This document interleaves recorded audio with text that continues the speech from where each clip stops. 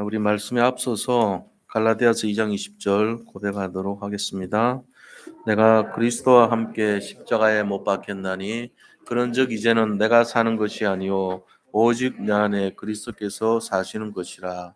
이제 내가 육체 가운데 사는 것은 나를 사랑하사 나를 위하여 자기 자신을 버리신 하나님의 아들을 믿는 믿음 안에서 사는 것이라. 아멘.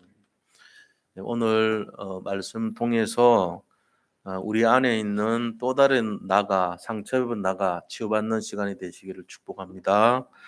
자, 우리 먼저 인사하겠습니다. 옆에 분들 보시면서 그리스도는 완전하고 충분하고 모든 것입니다. 한 번 더 인사하겠습니다. 진실을 찾는 상처 입은 사람들을 살립시다.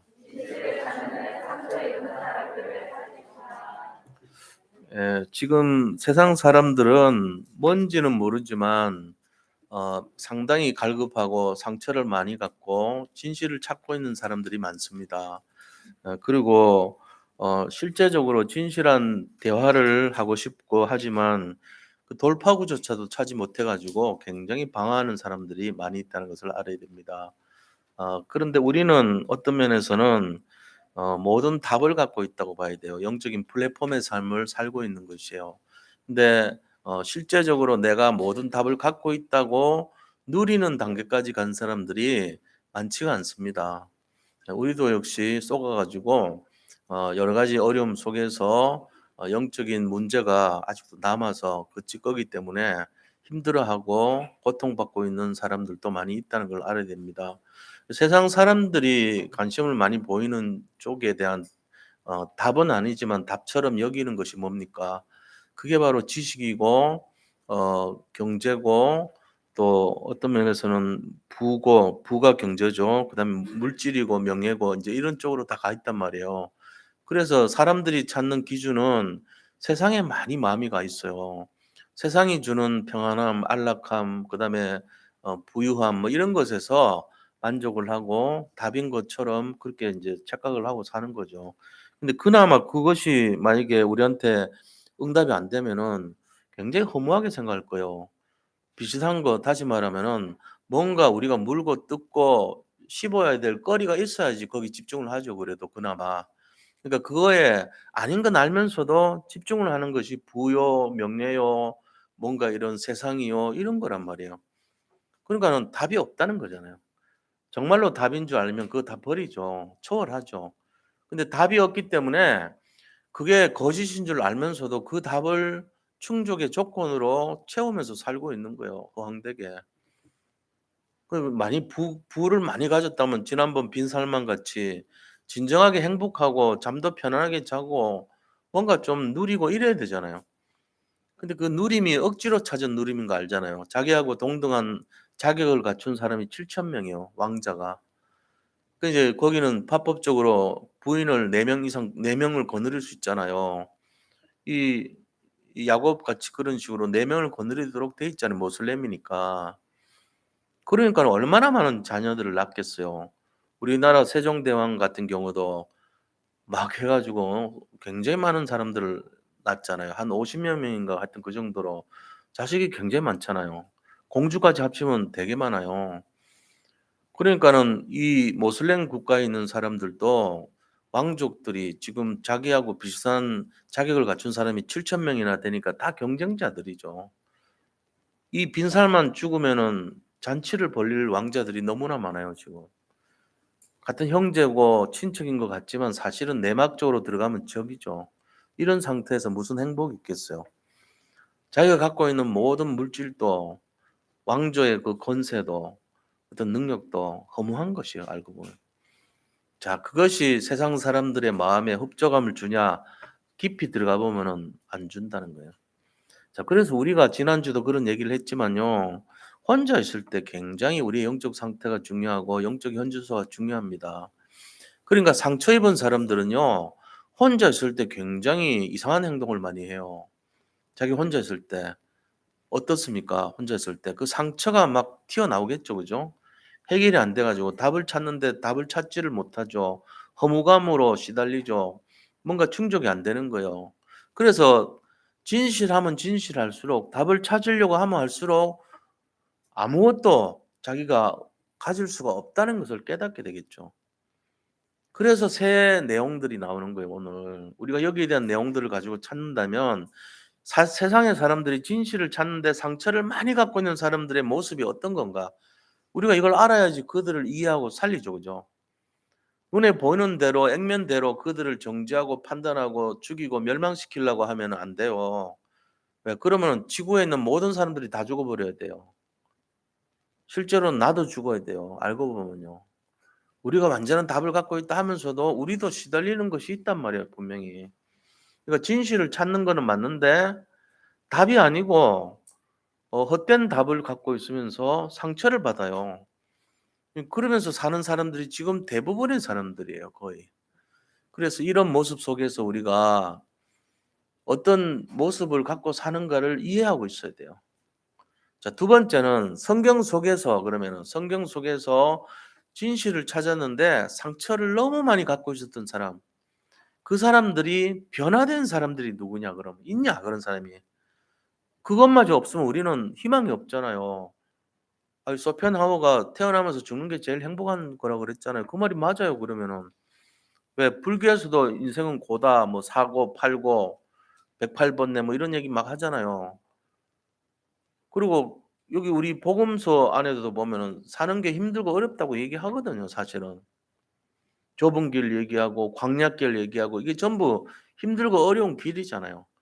그래서 창세기 1 장의 첫 번째 하나님께서 말씀으로 천지를 창조하신 그다음에 나오는 2 절이 뭐라고 돼 있어요. 이 세상의 현실 모습을 딱 설명하는데 흑암과 혼돈과 공허라 이런 데 있어요. 이 지구의 모습이 흑암과 공허와 혼돈의 상태래요. 이게 지구 모습을 얘기하는 게 아니고 모든 인간의 모습을 설명하는 거 아닙니까? 흑암과 혼돈과 공허에 시달리고 있었다 이 말이잖아요. 그게 지금까지 연결된 사람들의 상태라면 우리는 행복하지 않다는 거잖아요. 자, 그랬는데 그게 그걸로 끝난 게 아니고 이게 뒤집어져 가지고 변화된 사람들이 있다니까요.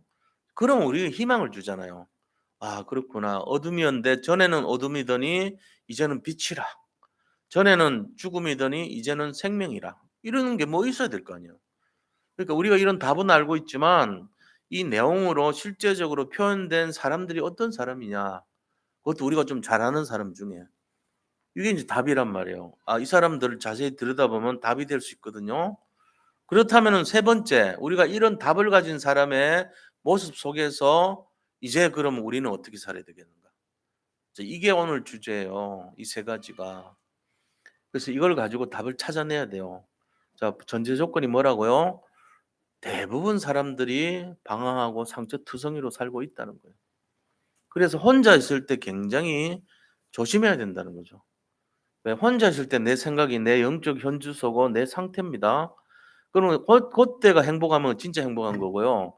고때가 불행한 거면요. 진짜 불행한 거예요 그거는. 그래서 누가 질문을 해요 지나가다가 "행복하십니까?" 그러면요. 한창 생각하는 사람은요 행복하지 않을 수도 있어요. 만약에 "행복하십니까?" 그러면은 "아이 물론 행복하지요." 바로 나오는 사람. 그 사람이 진짜 행복한 거예요. 근데 그런 사람을 취재하고 찾으려면 시간이 많이 걸릴 수도 있어요. 한 2달 걸릴 수도 있어요. 어쩌면은 못 찾을지도 몰라요. 그러니까 우리가 행복한 존재로 바꿔야 된단 말이에요. 그러려면 어떻게 해야 되냐 이거 알아야 되거든요. 겉으로는 행복을 표현할 수 있죠 얼마든지. 근데 제가 말씀드리는 것은 겉이 아니고 진짜 속에 있는 걸 말해요. 내면의 내 영적 상태가 행복하냐 할 때 "아 나는 행복합니다. 나는 정말, 정말 행복합니다." 이게 딱 말할 필요도 없이 나온다면 그 사람은 행복한 거 맞아요. 그래서 우리가 진짜 그거를 찾아야 돼요. 어떤 면에서는 단순하면은 인제 어 무식하다 그러죠 사람들은. 아닙니다. 단순한 것이 행복의 첩경입니다. 지름길이에요. 다른 거 쓸데없는 생각 많이 할수록요 불행한 인생이 될 가능성이 훨씬 높아요. 그래서 결론을 내자면은 "너무나 많은 생각을 하지 말고 살아라." 이게 결론이에요 사실은. 근데 그럼 그게 뭔 말입니까? 뭔가에 집중하라는 얘기잖아요. 정말로 답을 내는데 그 답에 집중하면 돼요. 오늘 그 답에다가 집중하는 시간 되시기를 축복합니다. 그래서 이 세 가지 내용, 인간의 모든 모습 속에 진실을 찾지만은 상처투성인 사람들의 모습은 어떤 걸로 표현이 되고 있나? 이거를 먼저 보고, 두 번째는 이렇게 살았던 사람들 중에 뒤집은 사람들이 있냐 과연 성경에. 그 사람들을 보고, 세 번째 있다면 나도 그럼 어떻게 해야 될 것인가. 요 세 가지를 가지고 답을 한번 찾아보자고요. 자, 먼저 첫 번째입니다. 진실을 찾지만 방어하는 상처투성의 모습들이 어떤 모습일까요? 진실은 찾는데 상처가 너무 많아. 그래서 막 방어하는 거예요. 그 사람들의 모습은 이 땅의 사람들의 대부분의 모습입니다, 이게. 위로가 되죠. 아, 우리가 나만 그런 줄 알았더니, 옛날에만 그런 줄 알았더니 지금은 좀 덜한데, 내가 옛날에 많이 그랬지. 근데 사람들이 많이 이렇다면서 좀 위로가 되네. 이런 마음이 든단 말이에요. 왜냐하면 눈만 뜨면은 거리가 자꾸 생겨. 걱정할 거리, 고민할 거리, 막 죽고 싶은 거리, 뭐 온갖 생각에 사로잡힌 고민거리, 걱정거리, 이게 뭐 너무 많다는 거죠. 이게 반대가 뭔지 아세요? 먼저 반대가요, 초대교회 사람들의 별명입니다. 제가 옛날에 한번 드렸어요. 염려가 없는 사람 영원, 이런 식으로 자기 이름 앞에다가 그걸 붙였어. 그걸 이제 헬라 말로 디테디오스라고 해요. 디테디오스가 더 맞는 말인데, 디테디오스란 말이 뭔 말이냐? 염려가 없는 사람. 그래서 서로 부를 때 이렇게 불러요. 디테디오스 베드로, 디테디오스 이삭, 디테디오스 바울, 뭐 이런 식으로 서로 호칭을 한 거예요. 앞에 붙이는 말이, 그 말은 뭐냐? 염려가 없는 사람, 이 말이에요. 그러니까 우리가 이런 답을 갖고 있는 사람이 되어야 되는데, 실상은 어떠냐? 염려가 가득한 사람들이 너무 많아요. 그래 가지고 조금만 얘기해 주면요, 전부 슬픈 마음으로 변해버려. 흑암 가득한 눈동자로 바뀐다니까. 내가 그렇게 산다. 내 말을 어떻게 누가 일러 바쳤냐? 어떻게 아냐? 이런다니까요. 그래 가지고 나온 한 6가지 모습을 제가 말씀드릴게요. 첫 번째 모습이 어떤 사람이냐면요, 극단적 선택을 하는 사람들입니다. 우리는 그들을 자살자라 그래요. 왜 자살합니까? 답을 찾았는데 찾다가 끝까지 못 찾은 거예요. 희망을 찾다가 진짜 희망을 없다고 생각한 거예요. 그 사람 나름대로 최선을 다했겠죠. 돈이 없으면 돈을 벌어 보려고 이 사람 저 사람한테 의지하기도 하고 전화도 돌려보고 친척들한테도 부탁도 해 보고 다 했을 거야 아마. 더 이상 말을 못할 정도로까지, 면목이 없을 정도로까지 할 때까지 다 했겠죠. 좀 도와달라고. 온갖 표현을 다 했겠죠, 비굴한 마음으로. 그런데 아무도 안 도와주는 단계까지 간 거예요. 그러니까 극단적인 선택을 한 거죠. '더 이상은 내가 살 수 없겠구나.' 자기만 죽으면 되는데 내가 죽고 나면 우리 자녀들은 어떡할까? 다 죽여 버려요, 저기요. 자기도 죽고요. 그런 일들이 너무 많으니까 우리가 지금 아예 그냥 좀 식상해져 있어. '아, 그랬나 보다. 또 일어났네. 또 가족들이 다 그랬네.' 몇 달치 밀려 있는 무슨 고지서가 있네 뭐네 이런 얘기들 막 나오잖아요. 옛날에 우리가 삼전동에 교회 있을 때 삼전동 새 모녀 사건 그래 가지고 난 그게 보니까 참 미안하더라고. 우리가 있는 교회 근처에서 그런 일이 일어났다니. '이거는 내 책임 아닌가.' 이런 마음 들었거든요. 참 부끄럽더라고요, 어떤 마음에서. 근데 지금은 그런 일이 비일비재해요. 너무나 많이 일어나요. 그래서 우리가 이런 내용들 속에 '왜 저 사람들은 자살을 하냐.' 그 사람들에게 도움의 손길이 없으니까 한 거예요. 만약에 누군가가 쪼끔이라도 그걸 잡아 줬다면, 그 손을 잡아 줬다면 그 사람 죽겠어요? 안 죽죠. 근데 아무리 둘러봐도, 아무리 살펴봐도 자기를 도울 사람이 없다는 것을 알고 죽을 결단을 한 거죠. 거기까지 갈 때까지 이 사람의 마음을 "왜 당신은 표현을 하지 않냐? 왜 당신의 상태를 드러내지 않냐?"라고 말할지는 모르지만 그 사람은 최대한으로 드러냈다고 봐요, 저는. 최대한으로 드러냈는데 정부도 안 도와줬고 사람들도 외면했고 아무도 그들을 손잡아 주지 않았다는 현실입니다. 그러니까는 '에이, 더 이상 손 벌릴 데도 없고 손 벌려 보자 저 사람들도 어렵고.' 이러니까 그냥 선택을 극단적으로 한 거예요. 우리가 이걸 잘 봐야 됩니다. 그 사람들을 살리는 게 굉장히 중요하죠 지금. 여러 가지 안테나를 돌려야 돼요 주변에. 말할 수 없는 부분이 이거는. 왜냐하면 자기의 어떤 어려운 부분을 드러내는 거는 굉장히 비굴할 수 있어요. 그래 가지고 정말로 말 못하는 상황까지 간 거예요. 그런 생각 안 해본 사람은 단 한 명도 없을 겁니다. 모든 사람들이 한 번씩은 이런 생각을 할 수 있다고 봐요 저는. 왜요? 세상이 쉽지 않아요. 만만치 않아서 그래요. 그런데 거기에서 좀 어떤 면에서는 용기가 있는 사람들, 그런 사람들은 일을 저질러 버린단 말이에요. 이게 문제거든요. 차라리 자기가 좀 비굴한 게 나아요. 도와달라고. 그렇게 하는 게 훨씬 낫죠. 가끔씩 목양실에 있으면요 전화 옵니다. 요즘은 전화 받기가 싫을 때가 많아요 사실은. 대부분이 거의 비슷해요 스타일이 레파토리가. 근데 인제 받아요. 혹시나 해 가지고 받으면 자기가 지금 목사님을 좀 상담을 하고 면담을 해야 될 일이 있다고 오시라 그래요. 제가 알면서도 오시라 그러면 대부분이 "차비가 없다. 굉장히 지금 어려운 상황이다." 그럴 때 제가 인제 큰돈은 아니지만 드립니다. 근데 이제 어떤 분들이 있냐면은 그거 가지고 소주 사 먹고 이런 분들이 있어요. 그럴 땐 마음이 아프죠 사실은. 그 서울역에 제가 옛날에는 인제 밤에 한 11 시부터 해 가지고 새벽 한 3 시까지 해 가지고 이렇게 빵도 나눠 드리고 스웨터 같은 거 겨울 때 지금 이제 제일 추울 때잖아요 인제. 옷도 이렇게 나눠 드리고 일을 좀 했었거든요. 정기적으로 했었어요. 가 보면은 그분들이 원하는 게 뭐냐면은 돈 달라는 거예요. 소주 사 먹고 싶으니까. 그래 가지고 새벽에도 가 보면요. 너무너무 추운데 달달달달 떨고 있습니다. 입을 다다다다닥 떨어요. 이빨이 부딪히는 소리가 나요. 그런데도 돈을 주면요. 소주 사 먹어요. 참 뭐 어떻게 할 수가 없죠. 중독돼 있는 거죠. 근데 그 사람들을 "당신은 왜 그렇소?" 하고 이렇게 얘기하면 안 돼요. 복음 전했죠 우리는. 다 복음 전하려고 가는 거니까. 그런데 그 사람들이 만약에요. 끝까지 아무 희망이 없다 그러면 어떻게 할까요? 극단적 선택하는 거예요 그런 사람들 다. 그렇게 해서 무용고로 연락 안 되고 죽으면요. 그냥 알아서 소각시켜 가지고 그냥 버리는 데가 있어요. 무용고 어 이 화장한 사람들이 버리는 조그마한 터가 있어요. 거기 뿌려 버려요. 끝이에요 그럼. 소식도 없고 아무것도 없어요. 인간으로 태어나 가지고 정말로 비참한 거죠. 그렇게 살게 될 때까지 그 상태를 사람들은 안 돌봐준다는 거예요 사실은. 굉장히 어려운 상황이죠. 그죠? 그러니까 왜 그러냐 그 사람들은. 지식이나 돈이나 명예나 이런 거 가지고 있어도 끊임없이 진실을 찾았다는 거예요. 그런데 진실에 대한 답을 못 찾았고 방황했고 다른 답을 찾다가 결국은 극단적인 선택에 이르렀다는 거죠. 그러니까 그 다른 답이 뭘까요?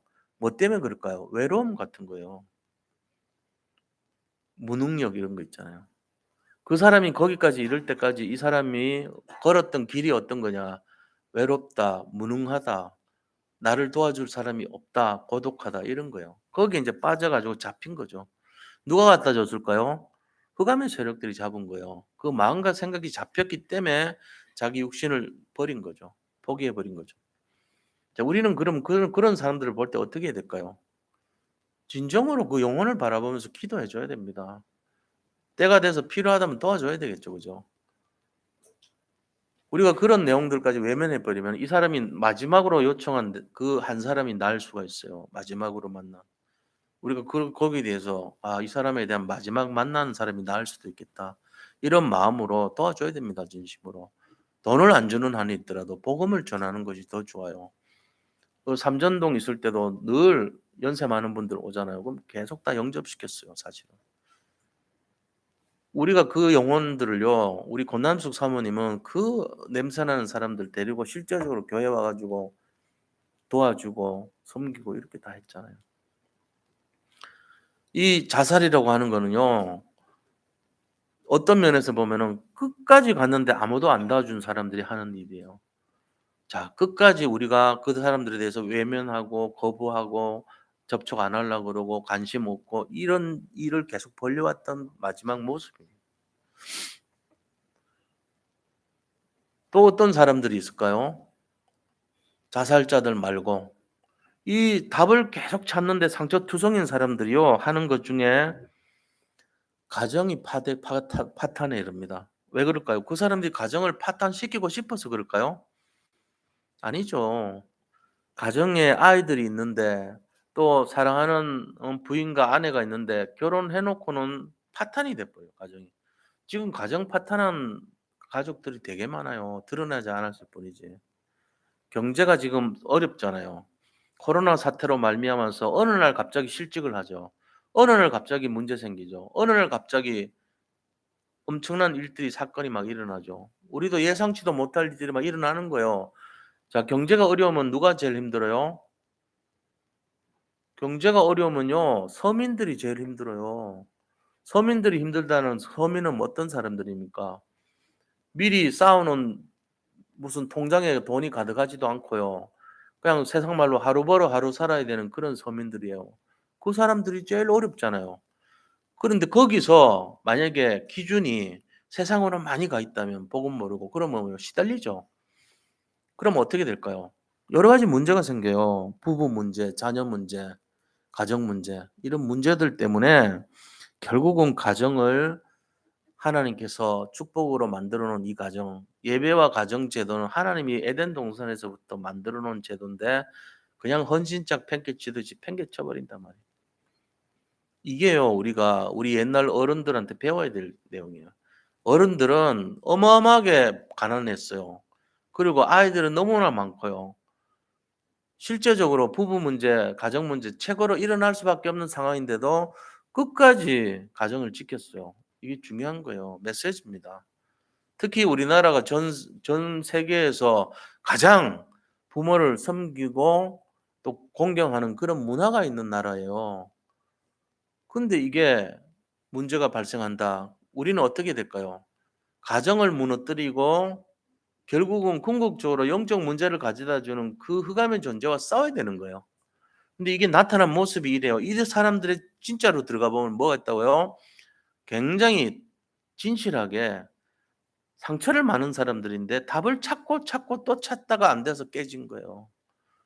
도와줘야 되겠죠. 자, 세 번째 모습은 어떤 걸까요? 세 번째. 가출입니다, 가출. 아이들이 답을 찾습니다. 그런데 그 가정에서 아이들이 피해자가 되는 거예요. 답을 찾고 찾았는데 부모님에게서 답을 못 찾아요. 소통이 안 되는 거예요. 그리고 자기들의 미래가 너무나 힘들어요. 학업 문제, 그다음에 자신들의 어떤 걸려 있는 이 가정의 어려움들, 그리고 여러 가지 부모님들과 소통이 막혀 있는 문제, 이런 문제 때문에 방황하고 갈등하다가 결과적으로는 '집에 나가야 되겠다. 내가 혼자 살아봐야 되겠다.' 이러면서 나가는 거예요. 그때 조언을 주는 사람이 누굽니까? 친구들입니다. 근데 그 친구들이라고 하는 상태가 미숙하잖아요, 아직도. 그게 똑같은 거예요, 자기나 그 사람이나. 답을 주는데 틀린 답을 주게 돼 있죠. 그러니까는 이게 반복되는 거예요. 자, 나간 애들이 당하는 문제가 어떤 걸까요? 흑암으로 바로 달려갑니다. 왜요? 그렇게 가출한 아이들을 위해서 돈벌이하고 있는 어른들이 너무나 많다는 거예요. 여자애들이 갈 수 있는 흑암 가득한 곳으로 달려가고요. 남자애들이 또 흑암 가득한 곳으로 달려가겠죠. 왜? 그들이 파놓은 함정이 많단 말이에요. "야 일로 와라. 숙식 해결해 줄게. 너희들이 먹고 살기 힘들지. 내가 제공해 줄게." 하면서 그 아이들을 더 깊은 상처 속으로 몰아가고 더 깊은 흑암 속으로 빠뜨리는 거예요.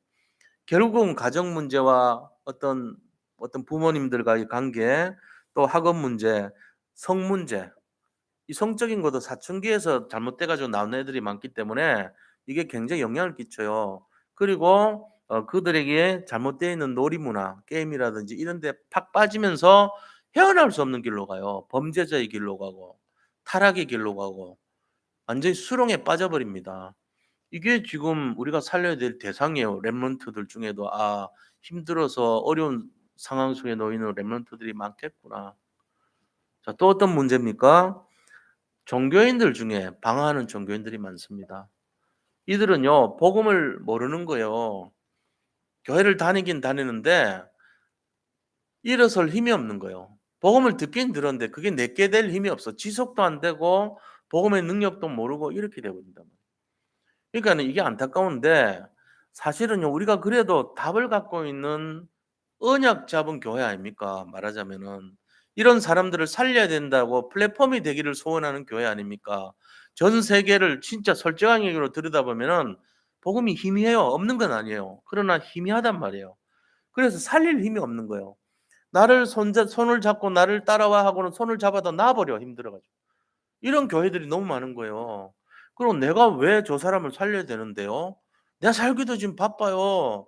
나도 지금 힘들고 어려워요. 내가 왜 저기 손을 내밀어야 되는데 이런 교회 많다니까요. 나밖에 모르는 교회. 그렇게 하면 안 된다니까요 지금. 우리가 분명히 알아야 될 거는 전도와 선교와 세계복음화 영혼구원은요 하나님의 진정한 지상 명령이고 뜻입니다. 하지 않으면 안 되는 내용이에요 사실은. 우리 거기에 중심을 들여야 되거든요. 근데 이런 사람들이 너무 많아. 그래서 우리가 관심을 안 가지면은 그 사람들은 악순환되고 마지막 단계까지 가서 극단적인 상태까지 간다니까요. 이걸 우리가 알아야 돼요. 얼마나 많은 시행착오와 거듭된 실패 속에서 그들이 그 길로 갔을까요? 이 생각 속에서 가는 거예요. 흑암과 혼돈과 공허의 상황 속에서 답을 찾고 또 찾았는데 돌아오는 거는 외면과 괄시와 어떤 왕따 이런 것 때문에 나한테 오는 건 상처투성이에요. 그러니까 내가 할 수 있는 건 방황하고 좌절하고 절망하는 것밖에 없고 마지막에 견디다가 '아유 모르겠다. 내가 더 이상 살 수가 없어. 힘이 들어.' 이러고는 포기해 버리는 게 이런 순서란 말이에요. 자 여기서 방황하는 종교인까지 왔어요. 그다음에 어떤 상태가 있습니까? 그다음 단계가요. 바로 중독 시대입니다. 중독. 왜요? 다른 잘못된 답을 찾는 거예요. '아 내가 잊어버려야 되겠다.' 알코올 중독. 잊어버리는 쪽으로 자꾸 가요. 그다음에 더 가면요. 마약 중독. 지금 우리나라도요. 마약 청정국 아닙니다 이제는. 이게 청소년부터 들어가서 완전히요. 우리나라 전체 전역이에요. 다 지금 왜 구입하는 통로가 너무 쉬워 이제는. 그냥 인터넷으로 해 버리면은 바로 구입이 돼요. 알라고 내가 진짜 마음만 먹으면 얼마든지 온다고 호기심을 하려면은 접근하기가 쉽다니까요. 이래서 노출이 쉽게 돼 버려. 근데 이거는 마약은 한 번 노출해 갖고 되는 게 아니에요. 한 번만 노출하면은 걸려 들어가 버린 거예요. 한 번 단 한 번의 노출로. 그러니까 문제가 되는 거죠. 자 담배 피면은 몇 년 동안 영향이 가는지 아세요? 담배 그 한 가치를 폈잖아요. 하나를 13년 동안 우리 몸에 영향을 끼칩니다. 13년 단계 한 개비가. 한 값도 아니에요. 한 개비가 13년 동안 우리에게 영향을 끼쳐요. 마약은요. 마약은 평생 영향 끼칩니다. 피를 바꿔도 안 돼요. 마약은. 왜요? 뇌를 다치게 하기 때문에요. 마약은 뇌를 망가뜨려 버려요. 그래 가지고 평생 영향 끼쳐요 이거는. 그러니까 한번 걸려들면은 두 번 다시 못 빠져나올 정도로 영향을 끼쳐 버리는 게 문제예요.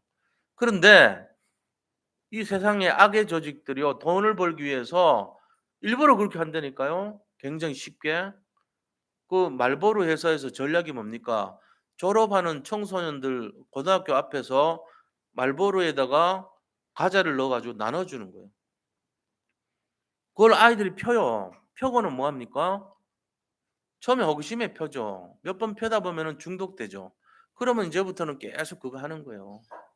근데 만약에 마약을 그렇게 했다. 이거는 완전히 뭐 뒤집혀지는 거죠. 자기 있는 전 재산 모든 거 자기 집안의 모든 재산 털어 가지고 돌려들어요. 자 이렇게 돼요. 근데 놀라운 거는 우리나라는요. 전 세계 마약 만드는 제조업체들이 완전히 노리는 황금어장입니다 우리가. 왜 그러냐. 지금 마약이 너무 많아 가지고 자기 나라에서는 예를 들어 뭐 1 그램당 예를 들어 3,500 원, 4,000원 한다면 우리나라 들어오면은 50만 원, 70만 원 이렇게 한대요. 예를 들면 어마어마하게 너무너무 비싸게 팔 수가 있는 거라. 그러니까는 10 번을 갖다 주고 20 번을 갖다 줘도 잡혀도 한 번이라도 성공하면은 엄청난 부를 축적을 하니까 전 세계에서 계속 도전하고 또 도전하고 또 도전하고 잡아도 해결이 안 돼요. 왜요? 너무너무 많은 사람들이 다 대상자들이니까. 이거는 못 빠져나오는 거예요. 자 이런 시대가 됩니다. 중독 시대. 그래서 우리가 이런 대표적인 내용들만 들었지만 사실 이 사람들이 뭘 찾았을까요? 자기한테 있는 그 갈급한 문제에 대한 답을 찾았던 사람들이에요. 근데 돌아온 것이 뭐죠? 진짜 진정한 답이면 해결이 됐을 건데 전부 상처투성이인 응답, 자기하고는 소통이 안 되는 그것만 온 거예요.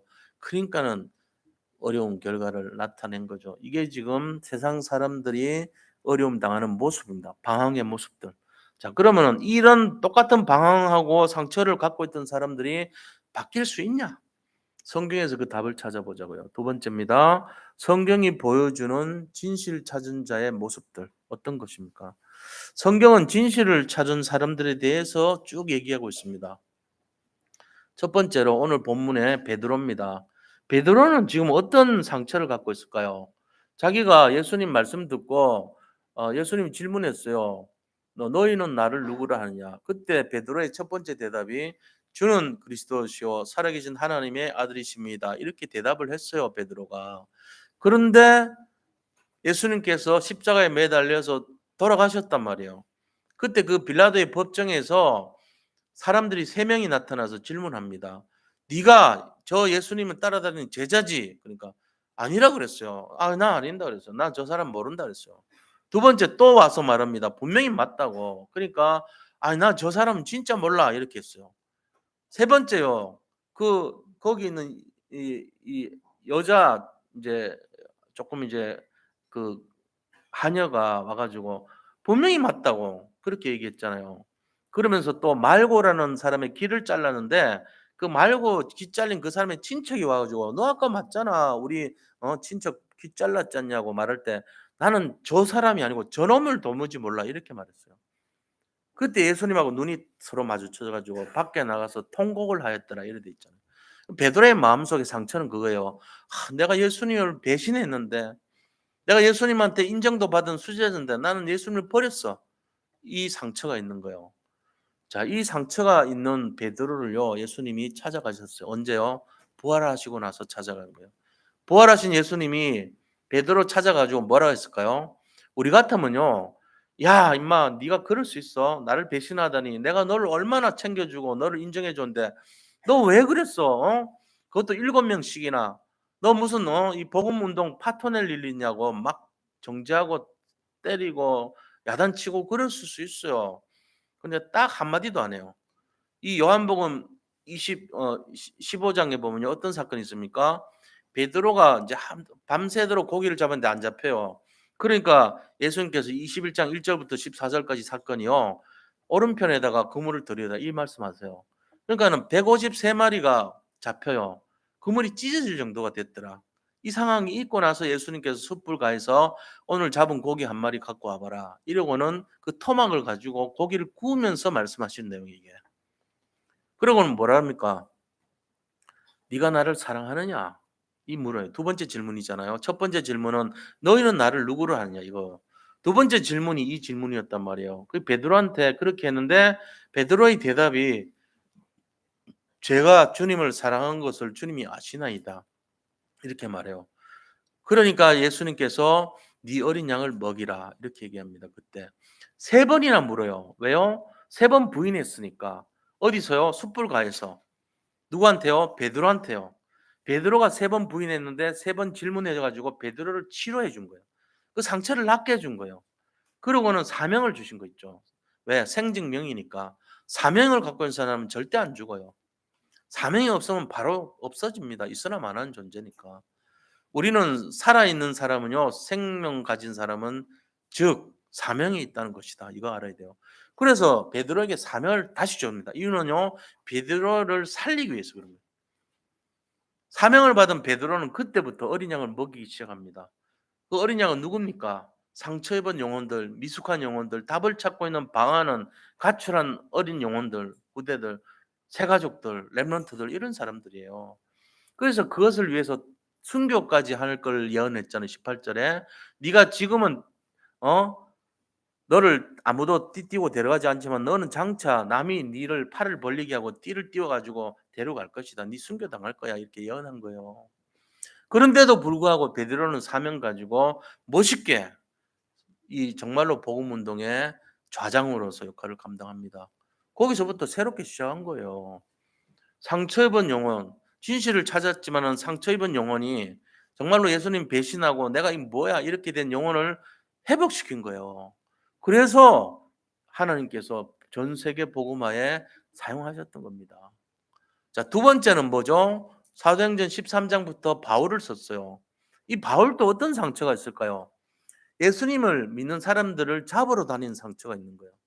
근데 그때 예수님께서 직접 나타나셔서 눈을 멀게 했죠. 그러니까 예수님한테 질문합니다, 바울이. 당신이 누구십니까? 그때 예수님이 나는 네가 핍박하는 예수니라 이렇게 말합니다. 아나니아라고 하는 다메섹에 있는 70인 제자가 그를 데려가서 눈에서 비늘을 벗기고 치료를 해줬어요. 그러면서 그를 도와줬습니다. 이, 이 바울은요, 어떤 배경이 있냐면요, 완전 부자로 살아가지고 로마 시민권이라고 하는 권세를 가졌죠. 그래서 바울을 보면 바리새인 중에 바리새인이요 그랬어요. 바리새 교육에 철저했던 사람이고 가정 교육에 아주 응답을 받았던 그 사람이고 예루살렘에 유학을 왔어요. 길리기아 다소는 3대 문학 도시입니다. 거기 출신인데 이 예루살렘으로 와가지고 가멜리엘이라고 하는 거기에 힐렐 학파 태도예요. 가멜리엘의 최고 거기 수제자가 됐던 것입니다. 그러니까 예루살렘으로 유학을 왔던 사람이에요. 이 세 가지가 배경이에요.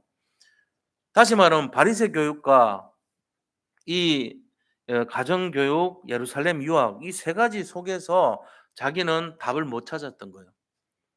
궁극적으로 해결이 안 됐던 거죠. 근데 거기서 만났어요. 누구를 만났어요? 자기가 그토록 뭔가 있다, 진실이 있다고 찾았고 찾았는데 또 찾았는데 만난 것이 바로 예수 그리스도예요. 그래서 이 바울은요, 거기서부터 새롭게 답을 찾았던 거죠. 이 갈급함에 대한 답을 얻으면서 인생이 바뀌었습니다. 어떻게 바뀌었죠? 이제 내가 예수를 핍박하는 사람이 아니고 예수 복음을 전하는 사람이 되기로 했단 말이에요. 진짜로 순교할 때까지 사도 바울은 생을 걸고 변화된 인생을 살았어요. 그렇습니다. 우리가 진짜 답을 결론을 내린 사람은요. 정말로 갈급한 사람들이에요. 어쩌면 자살자 중에 굉장히 답을 찾았던 사람들이 대부분. 가출한 사람 중에도 굉장히 답을 찾았던 사람이 있을 수 있어요. 방황하고 중독된 사람들도 내면을 보면은 답을 굉장히 찾았던 사람일 수 있어요. 그 중간에 진짜 답을 주는 만남이 있었다면 이 사람 바뀌었을 거예요, 인생이. 근데 못 만난 거예요. 그래 갖고 자기가 너무 상처투성이해서 견딜 수가 없으니까 극단적으로 가버린 거지. 우리가 진짜로 답을 아는 사람이 있다면 정말로 그 답 찾을 수 있어요. 방황하는 종교인들, 종교 생활하는 사람들도요. 답을 찾고 있습니다 지금도. '아 내가 진짜가 뭘까? 내가 종교 생활하면 안 되는데 정말로 제대로 믿어야 되는데.' 하는 사람들 많아요. 우리가 눈을 좀 관심을 가져야 돼요. 나름대로 답을 찾는데 아무도 답을 주지 않고 무관심하고 손을 안 내미는 거예요. 그러니까 어느 날 보면은 자기 혼자 있을 때 외롭고 쓸쓸하고 나는 무능력하고 해결책은 없고 그래 가지고 이상한 사람 돼 버려요. 예수 잘 믿는 것 같은데 무슨 사람 되죠? 완전히 종교 생활하는 사람 돼 버리죠. 그래서 교회 중심도 아니고 지 멋대로 하고 왔다 갔다 해 버리고 막 이렇게 되는 거예요. 오직이 안 된다니까 그런 사람이. 하나님이 관심이 없어진다고 생각해요. 스스로가 그래요. 자기 스스로의 모습에 자괴감을 가지고 방황하고 열등감 가지고 무능력 속에서 절망하고 이래 돼 버린단 말이에요. 이거 살려야 돼요, 이런 사람들. 그래서 우리가 그런 소스를 드렸으니까 이런 근거를 가지고 봐야 됩니다. 자, 세 번째는 어떤 사람입니까? 데오빌로입니다. 데오빌로 이름이 벌써 다르잖아요. 그죠? 원래 본명이 아니었던 것 같아요. 데오라는 말은 하나님이란 뜻이고 빌로는 필러라는 말이에요. 필러. 필로소피 하면은 철학자입니까? 그다음에 소피스트 하면은 어떤 소피스트가 철학자고 필로소피는 어 철학을 사랑하는 사람들 아닙니까? 지혜란 뜻이에요, 필로소피는. 그리고 빌로란 말은 뭘 좋아하다 이런 말이에요. 그러니까 데오빌로는 뭔가 하나님을 사랑하는 자의 뜻이에요. 하나님 데오를 빌로 하는 사람이란 뜻이죠. 그러니까 굉장히 유력한 사람인데 하나님 사랑하는 사람으로 이름이 바뀌었죠. 원래는 아니었을 건데 로마 사람이에요. 간직 가진 사람이에요. 근데 그 사람에게 편지를 두 개를 보냈는데 1편이 누가복음이고 2편이 사도행전이었어요. 누가 보냈습니까? 의사 누가가 보낸 거예요. 그러면서 이분한테 이 진실을 찾는 이 데오빌로한테 정말로 답을 준 거예요. 그러니까 상투투성이로 로마의 관리로서 있던 데오빌로가 아 보니까 이 복음이 진짜 맞다. 이 예수 믿는다 해 가지고 핍박받는 사람들을 내가 도와줘야 되겠다고 생을 걸고 결단했던 거예요. 답을 찾았던 거죠. 중간 도움을 줬던 사람이 바로 누가라는 사람입니다. 자, 네 번째는 어떤 사람이냐면요. 가룟 장로입니다.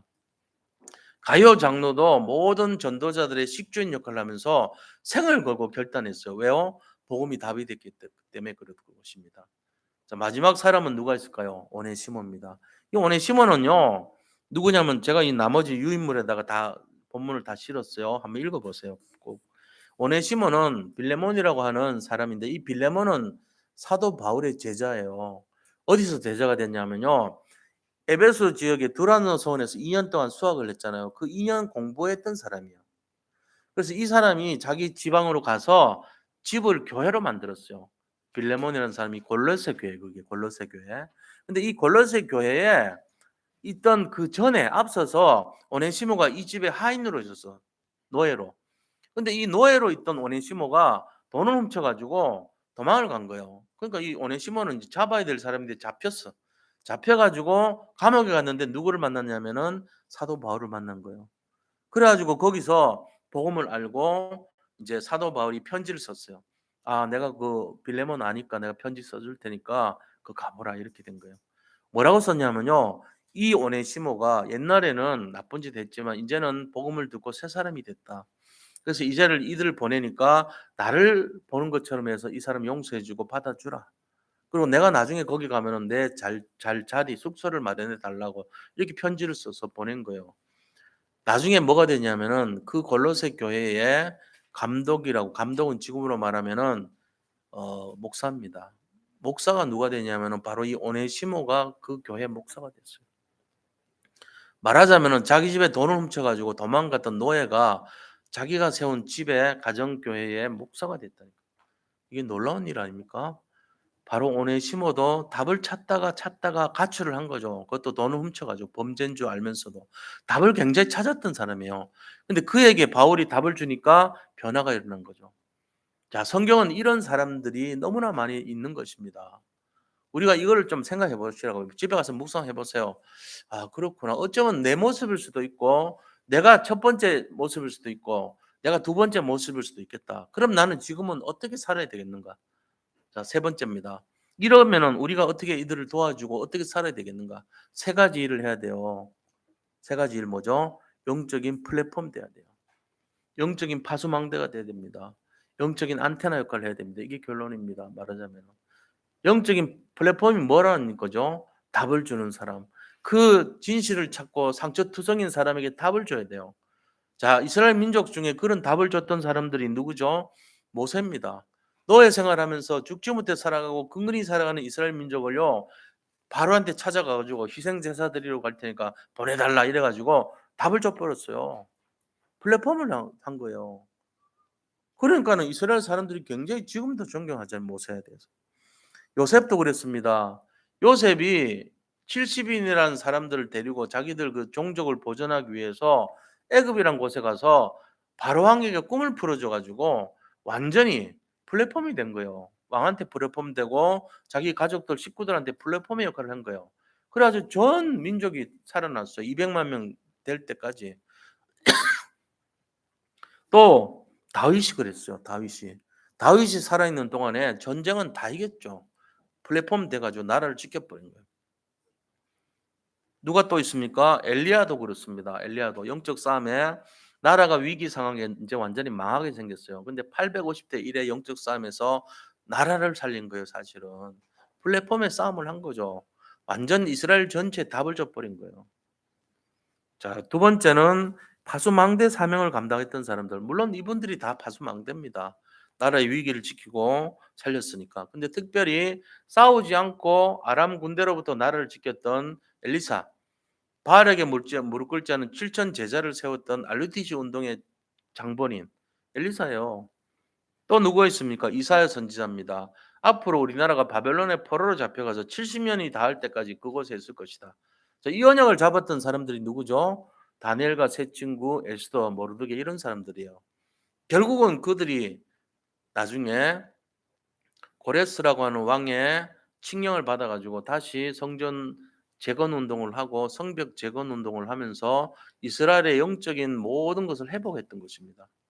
그래서 수룹바벨 성전을 세웠던 것이잖아요. 이 바벨론으로 다시 잡혀갈 때 돌아올 때 한 번에 간 건 아니에요. 몇 번씩 나눠 갔지만 근본 내용은 그런 것입니다. 답을 준 사람들이 그 답을 가지고 언약을 잡은 사람들에 의해서 돌아온 거예요. 다니엘 같은 사람 통해 가지고. 자, 세 번째는 안테나 역할을 했던 사람들이 누구죠? 바로 베드로와 바울. 이 팀들이에요. 로마서 16장의 사람들. 이들이 복음을 지금도 마찬가지예요. 지금도 이 사명 감당하기 때문에 우리가 그 메시지를 잡고 안테나의 메시지를 잡고 전 세계 복음화 언약을 지금도 우리가 따라가고 있는 것입니다. 자, 결론 중에 결론이 뭘까요? 우리는 영적인 파수꾼, 영적 의사, 영적 대사로서 정말로 복음 가진 영적 축복의 그릇이 돼야 되겠다. 그릇을 준비해야 된다는 거예요. 내가 내 중심으로 나만 잘 살고 나만 잘 되고 이것이 아니고요. 전 세계에 갈급하고 방황하는 상처 입은 영혼들을 살리는 참된 축복의 그릇이 돼야 되겠다는 거예요. 이게 우리가 가져야 될 메시지입니다. 오늘도 이 언약을 잡고 이걸 메시지로 잡고 승리하시기를 축복합니다. 예. 우리 모든 성도님들 정말로 여러 가지 힘들고 어려운 일 많이 있을 수 있어요. 근데 오히려 그것이 축복이 될 기회가 돼요. 이 극단적 선택까지 갈 때까지 가는 사람들을 되기 전에 우리가 진짜 답을 만나면 오히려 그것이요. 디딤돌로 징검다리 역할하고 용수철이 돼요. 모든 것이 걸음이 된다니까요. 거기서 뛰어넘으면 돼요. 오히려 초월의 힘이 나타나요.